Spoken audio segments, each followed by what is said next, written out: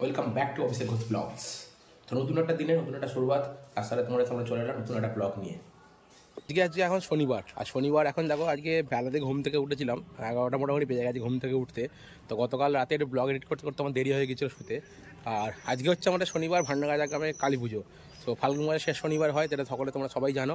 আর আজকে দেখো চান টান করে ছাদে এলাম একদম, তার চুলটা প্রচুর ভিজে। আর গতকাল একটু তো এখন থেকে শুরু করলাম আজকে ব্লগটা, তো দেখতে থাকো সবাই। আর আজকে হচ্ছে যেটা বলছিলাম ভান্ডারগাছা গ্রামের কালী পুজো, ফাল্গুন মাসের শেষ শনিবার। তো তোমরা সবাই জানো। আর এখন এলাম ছাদের মধ্যে, যা চান টান করে সকালে বেলার দিকে পরে এলাম। তার চুলটা একটু রোদের মধ্যে শুকিয়ে নেবো, নাহলে প্রচণ্ড ভিজে থাকছে, সর্দি হয়ে যাচ্ছে। সর্দিটাও ঠিক হচ্ছে না, গলা বাসা হয়ে আছে রাতের দিকে। আর ওয়েদারটা এখন খুব খারাপ, সকালে ঠান্ডা, বেলায় রাতে ঠান্ডা, আর বেলায় রোদ্দুরে চিচ্ছিরে গরম। এবার ছাদে দাঁড়িয়ে আছি, 2 মিনিট দাঁড়িয়েছি, তাতেই আমি ঘেমে যাচ্ছি, এত গরম। আর রোদের চোখ খুলতে পারছি না, এত কন্ডিশন রোদের, এত টেম্পার এক্ষুনি। আজকে মার্চ মাস চলছে, মার্চে যা শুরু, এখনও এপ্রিল, মে, জুন, জুলাই অনেক বাকি। এখনই যদি এটা গরম হয় তাহলে এবারে কীরকম হবে।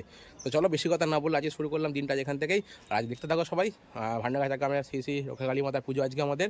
তো চলো এখন নিচে যাই, নিচে গিয়ে রেস্ট নিয়ে খাওয়া দাওয়া করবো, করে তোমার সাথে দেখা হচ্ছে একদম বিকালবেলা। ওকে চলো।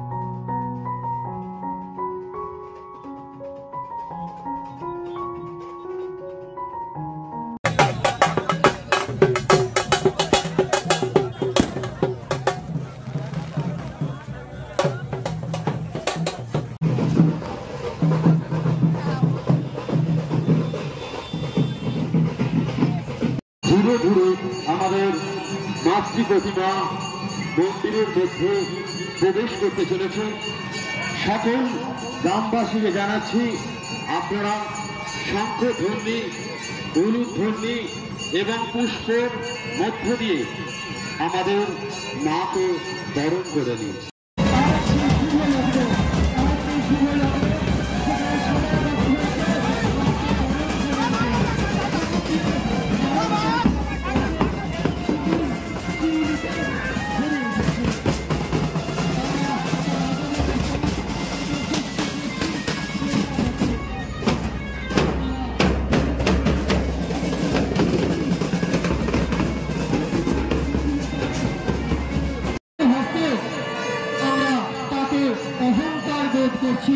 ভান্ডারগাছা রক্ষাকালী মাতা পূজা কমিটির পক্ষ থেকে আপনাদের আরো একবার অভিবাদন জানাচ্ছি।